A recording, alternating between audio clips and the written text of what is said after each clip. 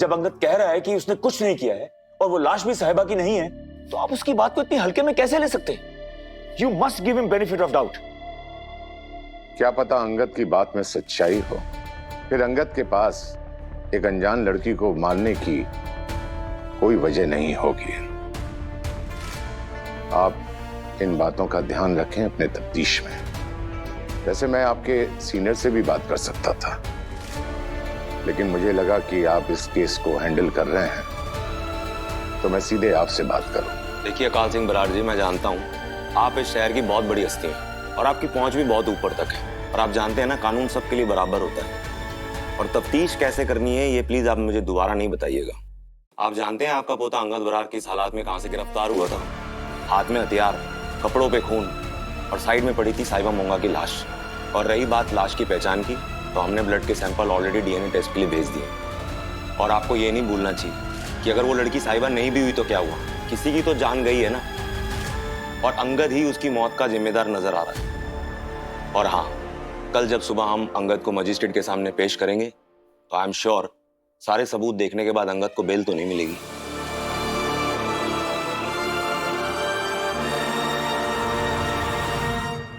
इंदर, अंगद को मत बताना कि उसे बेल मिलना बहुत मुश्किल है। वो बेचारा वैसे ही बहुत मुश्किल में है।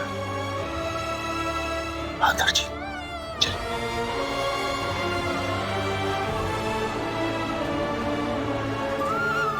पुत्र,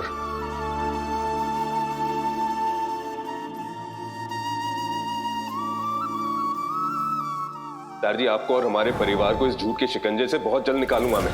अगर जरूरत पड़ी ना तो पूरे लुधियाना को लाकर यहां पर खड़ा कर दूंगा आपके लिए गवाही देने के लिए। अब प्लीज हौसला मत हारना, अच्छे लोगों के साथ तो हमेशा अच्छा ही होता है ना। पुत्र, सर जी आप यहाँ? पिछली बार मैं वहां पे था और तू यहां पर था। उस वक्त मुझे लगा था कि हमारी तकलीफ का अंदाजा सिर्फ मुझे है, लेकिन आज अपने जिगर के टुकड़े को सलाखों के पीछे देखकर अब समझ में आया कि तकलीफ दोनों तरफ बराबरी होती है। मुझे सलाखों के पीछे देखकर जितना दर्द मुझे हो रहा है पुत्र, मैं समझ सकता हूं। यही दर्द तुम्हें भी हुआ होगा जब मैं कैद में था। आपको यहाँ नहीं आना चाहिए था दादाजी। आप क्यों लेकर आए ना यहाँ पर? तू तो जानता है अंगद, तारची को अगर इस दुनिया में सबसे ज्यादा किसी से प्यार है तो वो तू है। तुझे लगता है कि मेरे मना करने पर तारची रुक जाते?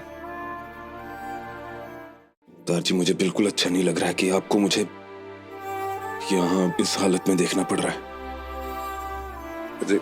दादाजी मैंने कुछ नहीं किया है, आपको तो मुझ पे यकीन है ना? मैं सच कह रहा हूं। मैं जानता हूं पुत्र, तेरे लिए हकीकत का मानना बहुत मुश्किल है। आज साहिबा की बॉडी का पोस्टमार्टम। दादाजी साहिबा को कुछ नहीं हुआ है, साहिबा जिंदा है। वो लड़की कोई और थी। अब प्लीज मेरा यकीन कीजिए दादाजी। हम उम्मीद करते हैं बेटा कि तू जो कह रहा है वो सच हो, साहिबा जिंदा हो। लेकिन अगर रब ने साहिबा और तेरी किस्मत में जुदा होना लिखा है तो ठीक है, हमें उसकी मर्जी भी माननी पड़ेगी। तेरे और साहिबा की जिंदगियां इतनी उलझ गई हैं, उसे जितना भी सुलझाने की कोशिश की जाए ये उतनी ही उलझती चली जा रही है। तुम दोनों के बीच दूरियां बढ़ती गई और अब तुझ पर साहिबा के खून का इल्जाम है।